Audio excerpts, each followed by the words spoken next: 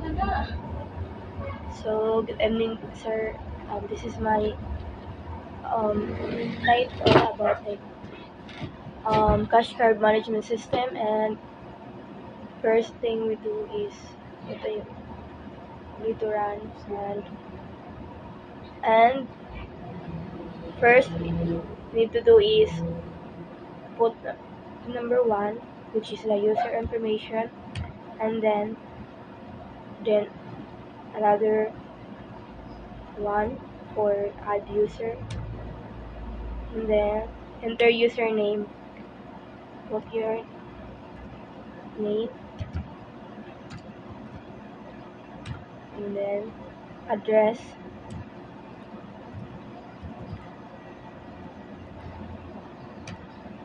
contact number,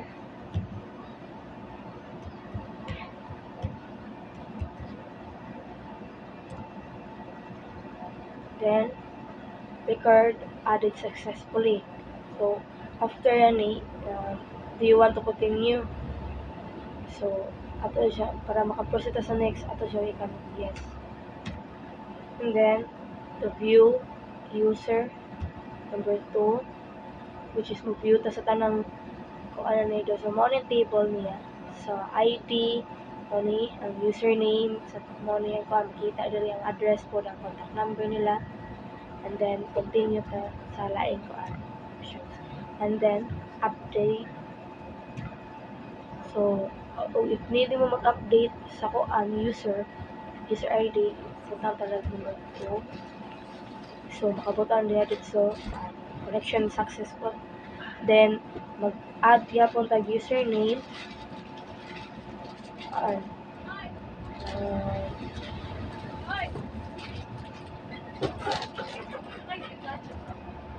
o iyang address balik sa lain ug iyang contact number.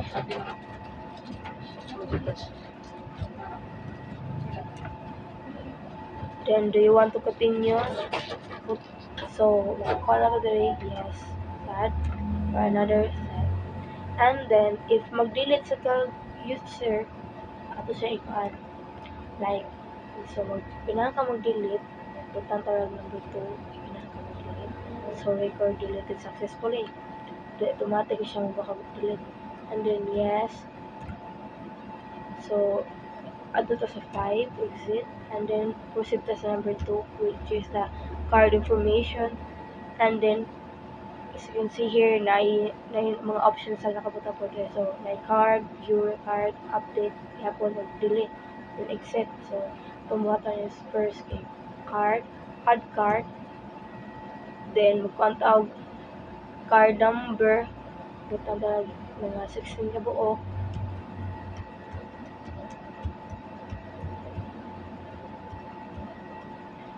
na, and then ang expiry date niya butang talag 01/2024. O ang nakakuan rin sa intercard type, which is duha ka options, ang debit o prepaid. Ang debit, which is kanang mga kuhaan na, and then ang prepaid kung ano siya ang silbi mo ni siyang mga gipang-add, mag-add kag kanang kan ba ang ibutan ta debit ni siya, and then ang kabutan nila initial balance. So butang tag 50,000. So makabutan nila nga connection successful, na-add na siya tanan, and then mag-continue ta sa line add. So mag-view ta. So dala ang view mo ni tanan nakabutan nito. So card number nila, so maning ID, mga user ID siya, card number, iyan ang expiry date, card type mo ni ang sa ID, sa kuan user ID number kay ko ani siya debit niya, so which is mo yung balance tanan.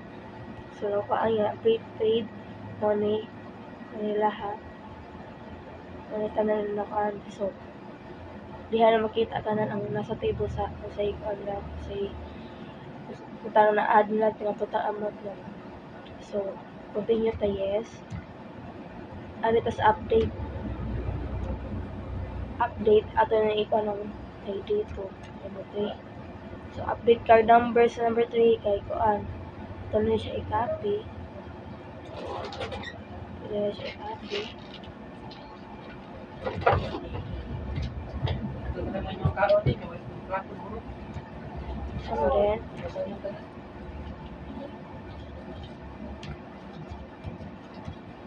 And then so update card type kuan ang iyahan tong kuan sa number 3 kay debit man ato siya kuan debit. Ang balance niya tanan so kaniya mo ni ang 3 ano yung ito na siya i-copy nga then it takes so record update depende lang sa unang pagpunto if binangkag mga laing na kuan if prepaid mo automatic sa mga gawas ang kanang kuan niya bilagid ang exact kumad sa kuan maada tanan and then yes continue so arita sa delete same ra gyapon sa delete number 3 ta yes and then exit lahat ang ano sa dari to sa transaction management which is number 3 then number 3 kuan add then mo ni automatic na gawas ang mga kuan mo ni transaction basta magipang add mo mga kuan username address contact number automatic yun and then 4 kita na siya automatic na makita ang ano for mga card number nila, expire date, card type, ng balance.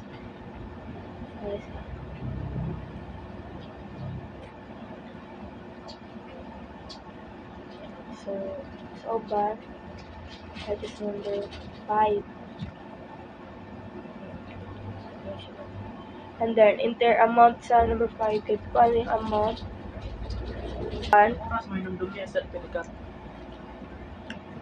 Putang talaga ka na mag 50,000 yapon. 50,000? Mga 10 na siguro. And then, prepaid prepaid. Putang talaga prepaid. So, makabutang diya, connection successful, ma-add na tanan, o nakabutang transaction successfully added. Ang updated balance niya for card 5 is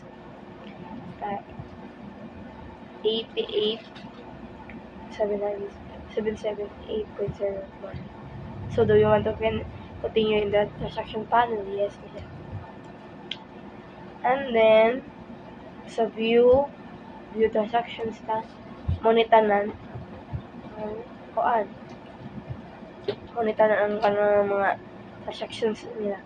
Lain mo na yung mga username sa mga ni loan, din ang card number nila, card balance, amount, ang type sa lang kuan, type card mo debit o prepaid, then date, kung ano yung mga exact date kasi sila kuan din approve, then yes ta, and then update, same update, mag-update og number din 14, din ang amount is ang talang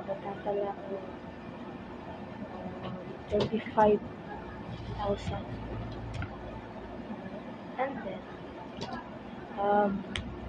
prepaid na. Okay, debit mo sa ari nakapapan so automatic na siya lahat yung account. And then, nausap na sa din iyahang sa amount, then himo siyang prepaid. Then, ang card balance niya na minusan ang ganiya, lahi mo to sa ganiya niya ako na rin. Hirag ka ng balance og ang card balance niya og ang amount at hasta ang type niya kay debit man to so nakuhaan niya ka ang pag-una karon na add sa siya so yes ta balik and then delete if you want to delete mag-delete ang numbers like 21 ka mag-delete so yes so automatic siya yes then 5 And then, sa kuan. So, after na, dara makita to ang kuan ako sa database. So, mao ni ang kuan ako sa transactions. Ang iyahang kuan. Ang transaction ako mali ang data, ang card. So, mali ko dito sa card. And then, the table user. Ano siya? So, mao na tanan akong system, sir.